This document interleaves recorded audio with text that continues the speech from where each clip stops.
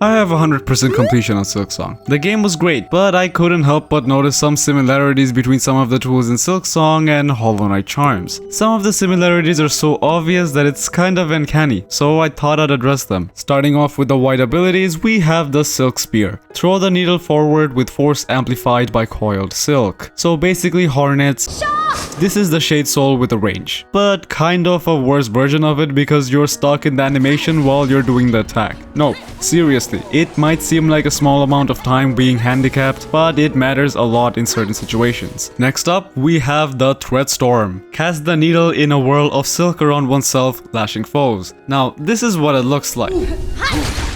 You can do this mid-air, or just being stationary.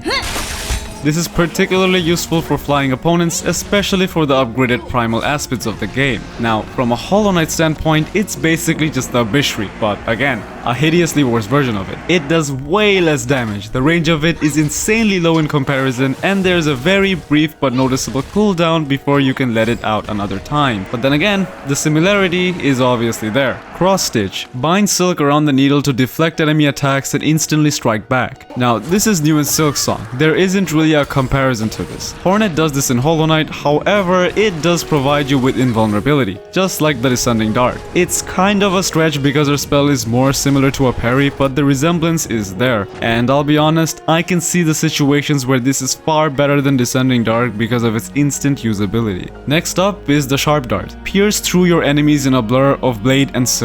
Now, this spell in Silksong allows you to go through your enemies being invulnerable while doing damage. It's just the Sharp Shadow, even the range is the same. Of course, I'm sure it does more damage because it's a spell, but nonetheless, it's just a charm from Hollow Knight made into a spell. Rune Rage. Soothe rending runes upon one's enemies. Basically, if you use this around enemies, your approximate location gets nuked. Now, I don't know if you guys have ever heard of the Pale Court mod from Hollow Knight. It's one of the most popular fan mods, and in it there is a charm that allows you to do the exact same attack while focusing. This one is a bit of a stretch because it's not in the official game, but it's still there. Pale Nails. Spin talons from thread that seek out enemies. Basically, when this spell is casted, it spawns 3 hovering nails that automatically hit the closest enemies. Boy, our little knight cannot imagine having this in Hollow Knight, because the f***ing Radiance has it.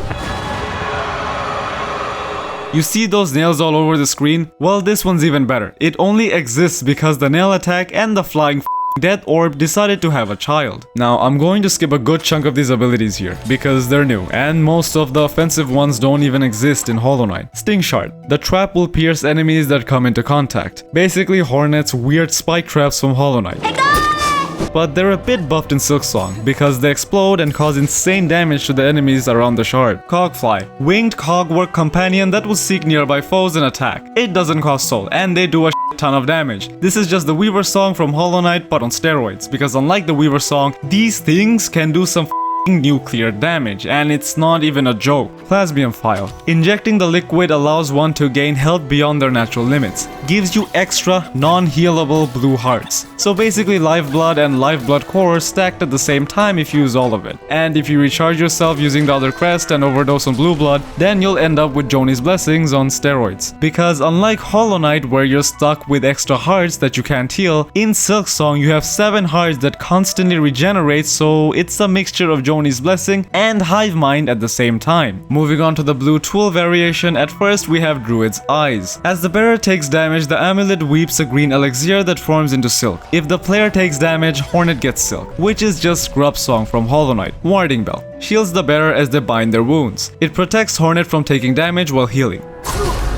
Basically just Baldur's Shell from Hollow Knight with some very minor differences. For starters, in Hollow Knight you can use it up to 4 times until it breaks. The only way you get to use it again is by resting on a bench. The uses of this is unlimited in Silksong, so I guess it's a bit better. Polyp Pouch. Applies venom to equipped tools. This adds poison damage to opponents to offensive tools. In simple terms, it's just the Defender's Crest from Hollow Knight. The smoke is white on my screen because of a mod, but it's supposed to be scat brown. It's a bit better in Silksong though, since it only buffs up damage and doesn't involve nerfing some abilities by changing them like the Defender's Crest does. Fractured Mask. shields the bearer from critical damage but shatters on impact. Basically, it acts as an extra mask. This is Unbreakable Heart in a nutshell. There are some minor differences though. The mask cannot be regenerated, but to balance it out, it can withstand, hear this, up to 6 masks of damage, as long as it's done all in one attack, which is done by only a few bosses, and considering everything does double damage, I'd say it's a steal. The non-verbal guy knows his item's worth. I'll give him that much. Multi-binder extends the act of binding but increases healing effect. It heals 1 extra mask for some extra time. This is just an extremely nerfed out version of the defocus. With defocus, you can use an entire tank of soul to heal 6 hearts, successfully doubling your healing. In Silksong, it's just a puny exchange for a significantly longer and vulnerable time. I already mentioned, you take double damage from everything, so it's really not worth using this in Silksong. Injector Band increases the speed of binding, allowing Hornet to heal faster. It's just the very same version of the quick focus from Hollow Knight. Claw Mirrors. When binding emits a searing blast that damages surrounding enemies. Hornet gets a cool razzle dazzle when she binds and heals. Or in other words, it's just a shroom spore from Hollow Knight. Volt Filament imbues Silk skill with electric charge. This adds extra pink to your spells and does more damage. It's just the Shaman Stone from Hollow Knight, but arguably a lot worse, since not only does Shaman Stone provide more damage, it also makes the Knight's spells bigger, increasing range. Long Claw increases the range of Hornet's needle attacks.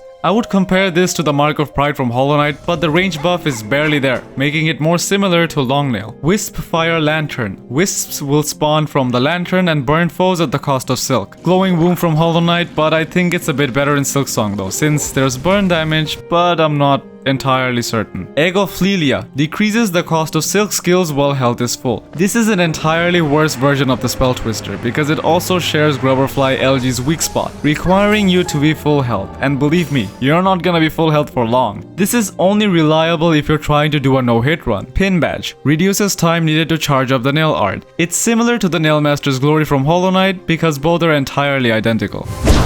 Now moving on to the yellow tools, first off we have the Magnetic Brooch. Any loose beads will be pulled towards the bearer, entirely the exact replica of the Gathering Swarm. Compass. Bearer's location will be marked on the map. Another exact replica of the most broken charm, the Wayward Compass from Hollow Knight, being equally broken in Silksong. Weighted Belt. The wearer will recoil less when striking foes. It's extremely similar to Steady Body from Hollow Knight, but there's one key difference. It's way worse. In Hollow Knight, the little ghost does not move at all using this, but Hornet still gets pushed back. The effect of it is lessened, but still, the recoil is still there. Barbed Bracelet increases damage taken, but also increases damage dealt by Hornet's Needle. Now this could be one of two things. It's either Fury of the Fallen, which is a charm that does 75% more damage when the knight is on one mask, but instead of giving this boost to Hornet on one mask, it's given at full masks, at the cost of being overcharmed, meaning she takes double damage. Or it's Unbreakable Strength while also being overcharmed. Magnetite Dice, believed to bring luck to the bearer. This is a one-of-one replica to the Carefree Melody from Hollow Knight. Spider Strings expands and strengthens the effects of the needle in. Now this is another big stretch, but it resembles the Dream Builder from Hollow Knight. The time taken is less and the range increases, just like the Dream Builder does. It doubles the soul gain from Dream Nails and speeds up the process.